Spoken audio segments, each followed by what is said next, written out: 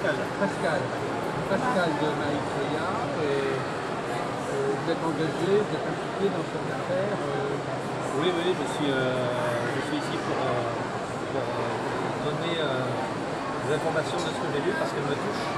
Et je suis là en tant que bénévole pour informer les gens des choses qui m'ont touché profondément.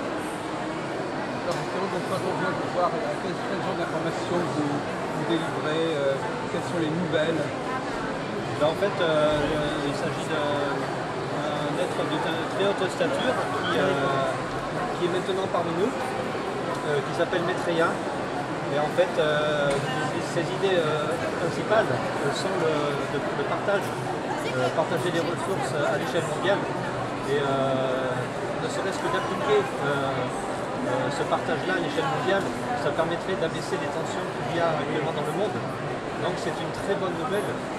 C'est une idée formidable et l'avènement de cet être hautement spirituel est également une excellente nouvelle pour l'humanité. Parce que je crois qu'à l'heure actuelle, on en a vraiment besoin. Nous traversons de toute façon une crise spirituelle. Donc on arrive à une nouvelle conception de la société, de l'économie. Oui. Comment est-ce que ça se présenterait alors? En fait, nous entrons dans une nouvelle ère qui est l'ère du Verseau. C'est l'ère de la synthèse. Nous quittons l'ère des poissons, où l'individualisme était roi. D'ailleurs, il suffit de regarder autour de nous pour constater que l'individualisme est vraiment à son zénith. L'ère du Verseau, ce sera plutôt une ère de partage, d'échange horizontal, où les gens vont se concentrer, où les gens vont faire vraiment les choses ensemble. Il n'y aura pas véritablement de chef, de hiérarchie, il y aura ce sera plus les projets se feront autour du consensus. Qu'on aura en soi. Voilà, c'est-à-dire il faut se dire que nous avons tous une particularité, nous sommes tous des individus et nous allons tous agir en tant qu'individus dans un ensemble. C'est l'unité dans la diversité en fait. Mais vous ne vous intéressez pas spécialement à l'astrologie, vous faites ça? Non, pas spécialement, non, c'est pas un sujet qui me passionne. Simplement, la seule chose que j'ai retenue, c'est que les changements d'air sont liés au changement cyclique des planètes tous les 2500 ans. C'est ça parce que le signe des poissons, souvent, est considéré comme un signe d'amour, un signe collectif. Donc, un astro comme moi, les poissons, c'est pas un signe individuel, c'est pas votre pensée. Bien sûr, mais si vous voulez, pour moi c'est intéressant, je ne connais pas du tout le sujet. Je vous expliquais quand même. D'accord. Le symbolique zodiacal des poissons, c'est pas spécialement l'individualité. Le langage presque regarder un peu plus bien volontiers parce que pour arriver à trouver une façon de présenter les choses, effectivement sur le plan du temps, peut-être, en effet, sur le plan de la création, mais sur le plan de la psychologie d'ici. Et alors, donc finalement, l'ère des poissons, c'était plutôt le christianisme. Ça correspondait à il y a 2000 ans, on était à l'église de Jésus. Quelque part, le parler de l'ère du Verseau, c'est aussi dire qu'il y a autre chose après le christianisme. Oui, c'est un changement d'air, et un changement d'énergie. Donc, on est plus dans la chrétienne. L'ère chrétienne, moi je ne vois pas ça sous l'angle chrétien ou sous l'angle d'une religion. Je vois plutôt ça sous l'angle de changement d'énergie. Alors donc ce Maïtreya, c'est un personnage, dans le sujet un peu compliqué, qui n'est pas un dieu, c'est pas un messie, c'est un envoyé. Quel est son statut par rapport à l'humanité? Maitreya, il incarne l'énergie d'amour. C'est un avatar qui incarne l'énergie d'amour. Est-ce que c'est la même nature que Jésus? Jésus, quand il y a 2000 ans, était un initié qui maintenant est devenu un maître. Ah oui. Et à l'époque, il était adopté par Maitreya. Donc vous pouvez préciser ce qu'on entend dans votre langage par Adombré. Tout le monde ne comprend pas. Adombré, si vous voulez, c'est Maitreya qui a l'imposition des mains. Non, Atreya qui a pris possession, avec l'accord de Jésus, qui qui s'est servi, qui a parlé, qui a dit des choses à travers Jésus avec le consentement de Jésus, bien sûr. Parce que le libre arbitre est quelque chose de sacré. C'est des personnes comme ça qui sont en fin de compte, à travers eux, il y a des C'est ça. Toujours avec leur accord, bien sûr. donc, Il faut bien situer Maitreya, c'est le concept. Ça va durer combien de temps? Parce que moi, bon... ça dure quand le temps qu'on veut. Oui, oui, parce que moi, si vous voulez, je devais partir. D'accord. Allez-y.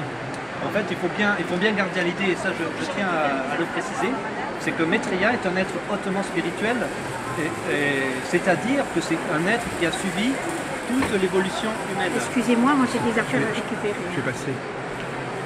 Oui, allez-y. C'est-à-dire, Maitreya a suivi l'évolution humaine, on suit le même parcours que lui il a suivi. On meurt, on naît, on se réincarne de vie en vie, et on finira tous par devenir un maître. Oui, dans la fin, enfin.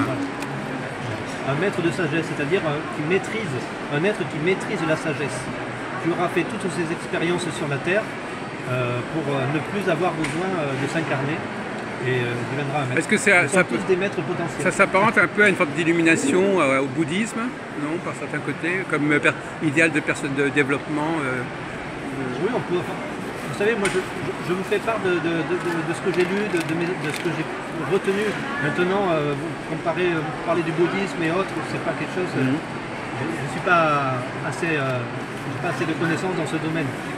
Donc oui, il y a un personnage comme il y a des personnages qui sont. Donc aujourd'hui on attend quelque chose, je crois.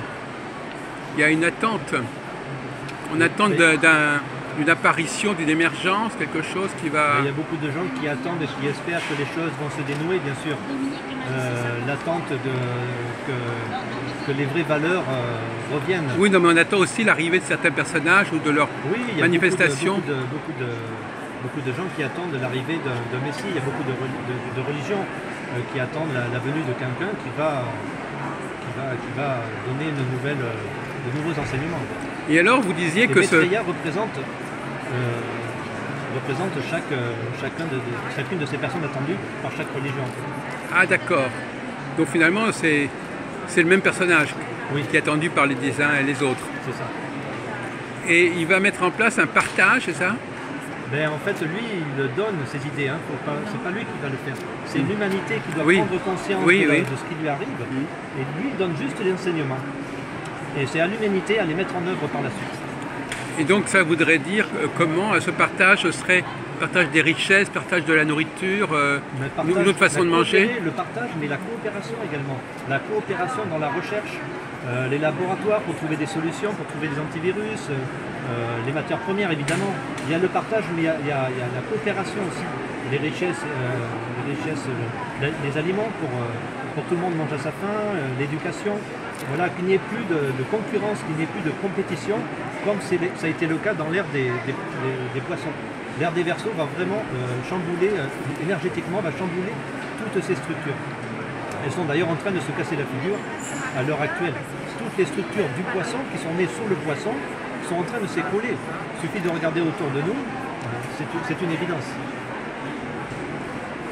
Est-ce que ça veut dire qu'on aura on trouvera d'autres façons de se nourrir aussi, ou d'autres façons de traiter la nourriture? Enfin, comment on pourra augmenter Je pense que la question, la première étape sera que tout le monde mange à sa faim. Oui. Après, je pense que ce type de question, ce type de recherche arrivera après. Mais l'urgence, la véritable urgence, celle que nous rappelle Maitreya, c'est vraiment que tout le monde mange à sa faim, que la nourriture soit répartie équitablement. Le monde a produit suffisamment de nourriture pour pouvoir nourrir tout le monde. Oui. C'est la première marche de l'escalier en fait. Oui, c'est ce qu'on dit. Et c'est à l'humanité à mettre tout ça en œuvre. Maitreya n'est là que pour donner ses idées, donner les conseils, prodiguer des conseils. Mais l'humanité doit se prendre en main. Est-ce que par exemple, on devrait mettre fin à la consommation de viande dans ce système? La consommation de viande, évidemment... Parce qu'il y a des gens qui disent que manger de la viande, c'est pas possible pour tout le monde, que c'est... On peut se passer de viande, bien sûr, mais après, manger ou pas de la viande, ça se rapporte à la compréhension des règnes, le règne minéral, le règne végétal, le règne animal. Donc après, c'est tout un chemin à faire en soi et l'humanité doit faire son chemin pour changer ce type de consommation. Donc il y a ce changement d'air, il va se faire progressivement ou brusquement? Non, non, il se fait progressivement parce que le changement d'air, ce sont des énergies qui arrivent. Je crois que c'est, je ne suis pas très chiffre, hein, mais je vais essayer de vous citer à partir de 1400, aux alentours de 1400. L'énergie du Verseau a commencé à imprégner le... Ah déjà, depuis cette... Voilà. C'est un changement très très doux qui... Depuis le 15e siècle? Oui. Ah oui. Donc toute la révolution industrielle, c'est... Enfin, vous parlez depuis la Renaissance, c'est ça? Écoutez, je ne suis pas fort en date. Non, mais je veux dire, depuis 1400, vous dites? Je crois que c'est 1400, je ne suis pas sûr. Ah bon. Changement d'énergie, l'air de Verseau.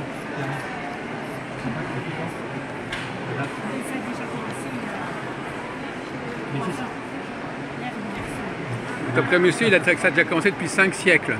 Non, Marie-Ange, changement, l'air du Verseau, c'est depuis quand? 17e, voilà, 17e. 17e siècle, d'accord. J'étais facilement. Mais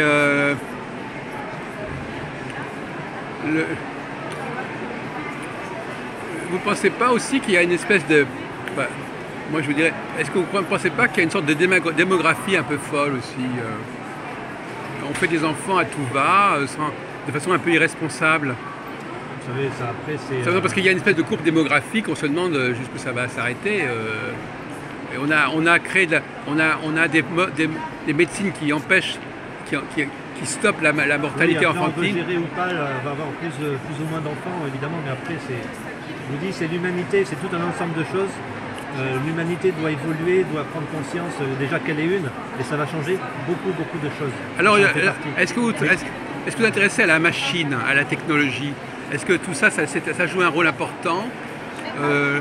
Le rôle de plus en plus fort des machines, des appareils, de la technologie? La technologie, évidemment, elle accélère.